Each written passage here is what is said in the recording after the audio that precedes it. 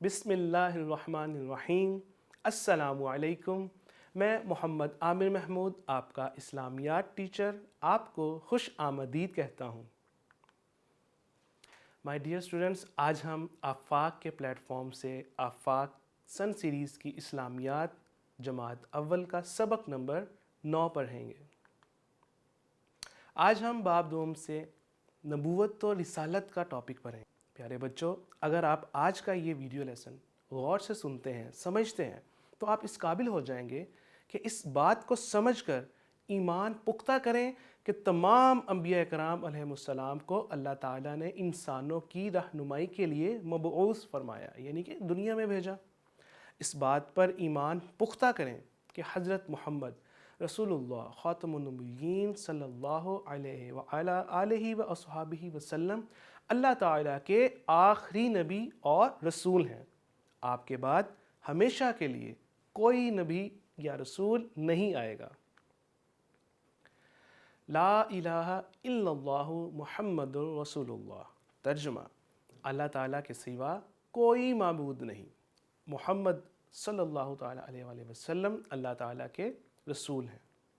حضرت محمد خاتم النبیین رسول اللہ صلی اللہ علیہ وآلہ وسلم اللہ تعالیٰ کے آخری نبی ہیں۔ نبوت اور رسالت، اب ہم اس کے بارے میں ڈیٹیل سے جانتے ہیں۔ لفظی معنی، نبوت کا لفظ نبی سے نکلا ہے۔ نبوت کا لفظ نبی سے نکلا ہے، جس کے معنی ہے خبر دینے والا، خبر دینے والا۔ اور رسالت کا لفظ رسول سے نکلا ہے۔ رسالت کا لفظ رسول سے نکلا ہے، جس کے معنی ہے پیغام پہنچانے والا۔ جس کے کیا معنی ہے؟ پیغام پہنچانے والا۔ اب اس کے اصطلاحی معنی کی طرف ہم بڑھتے ہیں۔ نبوت و رسالت سے مراد ہے اللہ تعالیٰ نے انسانوں کو سیدھا رستہ دکھانے کے لیے نبی اور رسول بھیجے۔ ایک مسلمان کے لیے جن باتوں پر ایمان لانا ضروری ہے، ان میں سے ایک نبوت اور رسالت پر ایمان رکھنا بھی ہے۔ سلسلہ نبوت اور رسالت، آپ پیارے بچوں، حضرت آدم علیہ السلام، آپ کو پتہ ہوگا کہ اللہ تعالیٰ کے سب سے پہلے نبی ہیں، سب سے پہلے انسان، تمام انسانوں کے باپ ہیں۔ حضرت آدم علیہ السلام کے بعد اللہ تعالیٰ نے ہر زمانے میں ہر قوم کے لیے نبی اور رسول بھیجے۔ کم و بیش کل 1,24,000 انبیاء کرام علیہ السلام اللہ تعالیٰ نے مبعوث فرمائے، یعنی کہ دنیا میں بھیجے۔ اور سب سے اہم بات، حضرت محمد خاتم النبیین صلی اللہ علیہ وآلہ آلہ وصحبہ وسلم پر یہ سلسلہ مکمل ہوا، یعنی سب سے آخری نبی اور رسول ہمارے نبی حضرت محمد صلی اللہ تعالیٰ علیہ وآلہ وسلم ہیں۔ مسلمان تمام نبیوں پر ایمان رکھتے ہیں۔ اللہ تعالیٰ نے ہر دور کے لحاظ سے نبی اور رسول بھیجے، لیکن ہم مسلمان ہیں، تو ہم مسلمان ہونے کے ناطے جتنے بھی انبیاء کرام علیہ السلام دنیا میں اللہ تعالیٰ نے بھیجے، ان تمام پر ایمان رکھتے ہیں، کیونکہ یہ مسلمان ہونے کا تقاضا ہے۔ اور ہم تمام انبیاء کرام علیہ السلام کا احترام کرتے ہیں۔ نبی اور رسول اللہ تعالیٰ کے نیک اور سچے بندے ہوتے ہیں۔ وہ توحید کی دعوت دیتے ہیں، گناہوں سے پاک ہوتے ہیں، اچھائی کی دعوت اور برائی سے منع کرتے ہیں، حسن سلوک کا حکم دیتے ہیں۔ ہمیں بھی چاہیے کہ ہم انبیاء کرام علیہ السلام کی ان صفات کو اپنائیں۔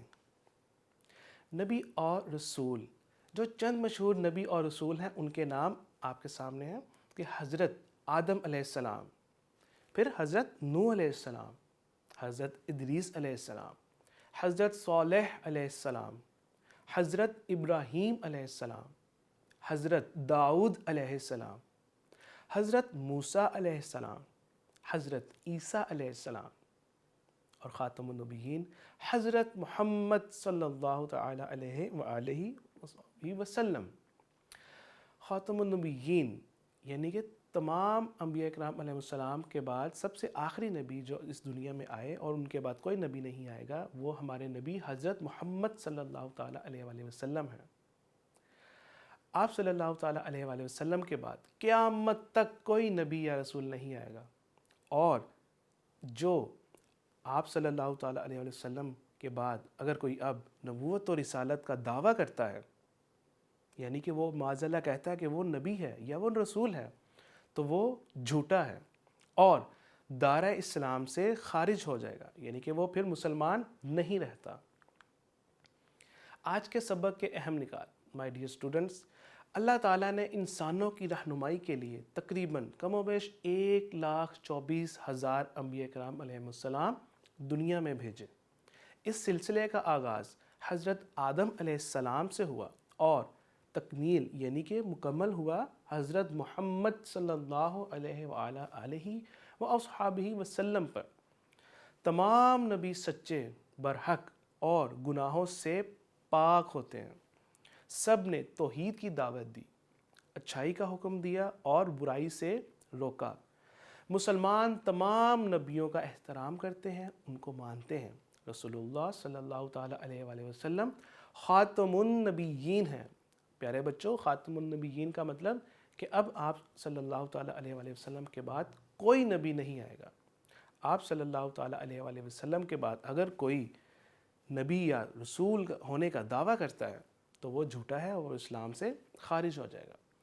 آپ صلی اللہ تعالیٰ علیہ وآلہ وسلم کو خاتم النبیین مانے بغیر ہمارا ایمان مکمل نہیں ہو سکتا۔